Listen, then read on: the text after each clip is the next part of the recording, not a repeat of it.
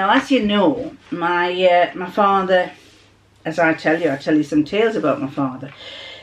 All his life, he told us tales about himself. And he used to tell us about what happened when he was a kid living in France. And he used to tell us some great little stories. And then when he was about 70 and he'd retired, I think Jurassic Park came out. And he said, I'm going to write a story. I'm going to write a story about dinosaurs. So we thought, all right, okay, yeah, okay. Well, he wrote a story which we poo-pooed. But, you know, on reflection, it's probably a good story. Because what he wrote about, he'd seen this Jurassic Park and he thought it was very good. But he felt that, he said, wouldn't it be funny if somebody found a dinosaur's egg now and it hatched and this dinosaur ate all the plastic in the world? And he said, how could we survive? Because at that time, he was a watchmaker. And he noticed that the watches and cogs inside the watch used to be made of metal. And these cheap watches were all being made of plastic cogs.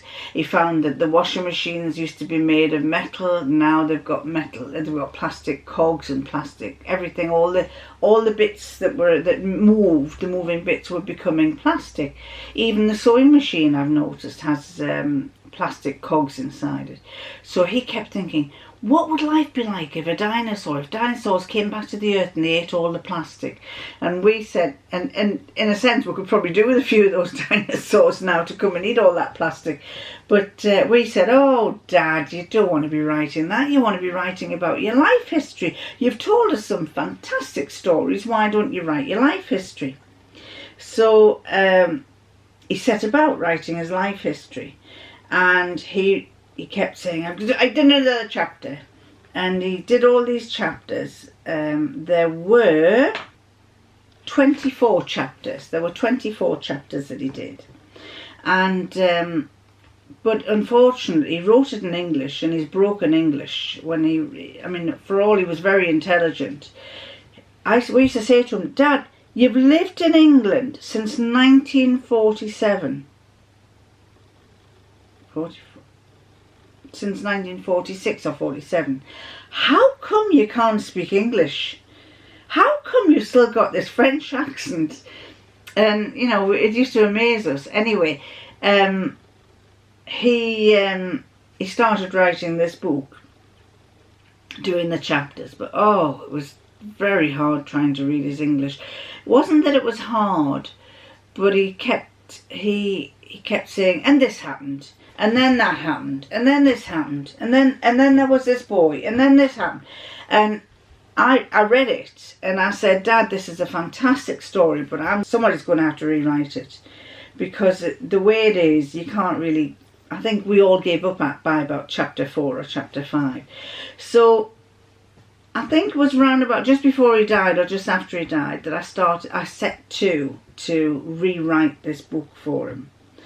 I didn't tell anyone, and I kept rewriting it. I wrote it, rewrote it, read it, rewrote it, and I was constantly going through it and changing things, changing the grammar, changing the way he set things out, finding out information, because there were certain facts that he told us that I felt, I need to know a bit more. There's a bit more, you know, and I was absolutely enjoying doing the research on it. So in the end, after, as I say, he died in 2013, 6 years later, I finally finished, and I created a book for him. And his father was a watchmaker as well, and his father lived in the French town of Dinan, which is in Brittany, and it's one of the most medieval towns in France. I think there's a couple of others, Sarlat and somewhere else, I can't remember. And he lived in there, and his father was a watchmaker. And this is a full story about him and his father and what happened to him as he got older. And it takes you from him being born right through to him meeting my mum. No, after him meeting my mum and what happened there. And it's I just think it's a good book to read. I think it's very interesting. It's a little bit of history, and it's a little bit of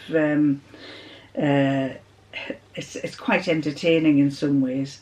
He classed himself as being the Bilko in the French Navy, because he was always the one that seemed to get he always seemed to get away with things, and it's a really good book, and I enjoyed writing it. And finally, I got it. I got it published through Amazon, and it's also available on Kindle. And this is the book. And that photograph there, which I'll put up closer here, is a picture of my grandfather outside his shop in Dinan. And as I say, he mentions different parts of Dinan. So if you've been to Dinan, it may interest you some of the tales that he tells about where he lived and what happened. And also, if you don't, it might actually make you want to go and visit Dinan. But it's a really interesting book, and I spattered it with pictures. There are some various pictures in it. Different pictures that I've put in. They're in black and white here, but if you read on Kindle, it's available on Kindle, and they will be in colour on that one. I've kept the price low because I'm not bothered about making money. I just think it's a good story for him to I just think it's a good story. And it's called The French Watchmaker's Son. And basically, I'll read what it says on the back.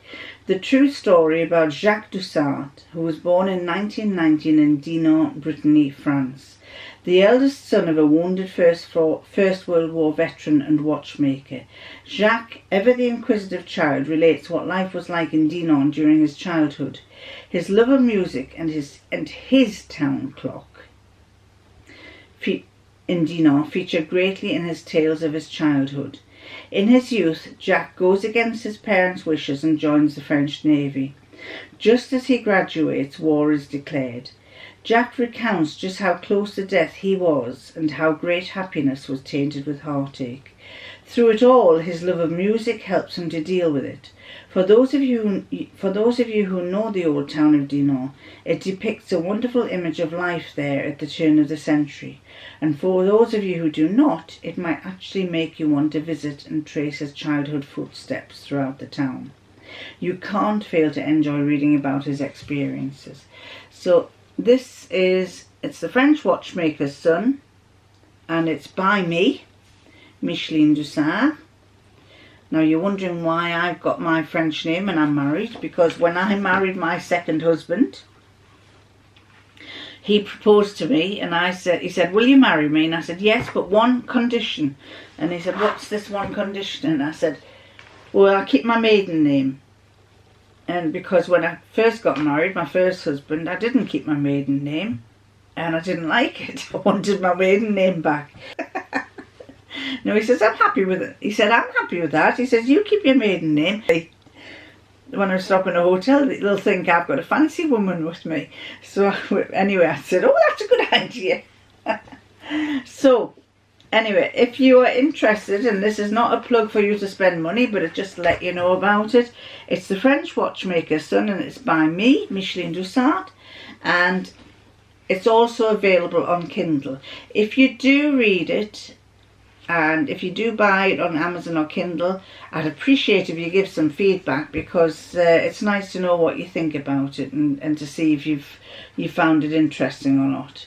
And for that there now, I'm going to stop, and I shall, I'm off now to go and do some more processing of videos, because I've got a few. I've got to find where they are. I can't find where they are. But, first of all, thank you very much, everybody. I've got lots of new subscribers. Can I thank Joy Bernhardt? If you don't watch Joy Bernhardt, go and watch her, because she's very good. She's got a good following. She's got a 13,000 following, and she's my age. She is quite fun to watch. She's good fun to watch, let's say. And she's got the same issue as I have, only Joy lives in the middle of the woods in this lovely woodland countryside, and she can't get on the internet. But she's got a house at somewhere else. Edmonton, I think it is. Or is Edmonton the one that's got the bad reception? I'm not sure. But anyway, Joy has one house that doesn't have good reception, the house that does. Well, this is very similar to mine, but mine's a littler house. In England, we have smaller houses. And this house doesn't have any much decent internet, but my place of work does. So I have to wait until I get to work quite often to upload. I did upload using Joy, I must tell you, because Joy, it was somebody recommended to Joy that you can upload by using your mobile phone. And I did do that, but I got such a shock when I used up all of my data. And it said, you've run out of data. You'll have to pay another £10 to get more data. And I thought, oh my God. So, anyway, I'm going to stop there. And thank you very much for all these increased subscribers. So there you go, ladies and gentlemen, and anyone else, dogs and cats. I shall be moving on now, and well, I won't be moving on, but I'm going to go now, and thank you very much for subscribing. Press that button. No, is it that one? Click the bell and subscribe, and click the bell. If you subscribe, then you'll get my videos. But if you click the bell, then the bell will tell you when I'm going to when I've just released a new video, and so you can't, like that, you won't miss them. And so until the next time,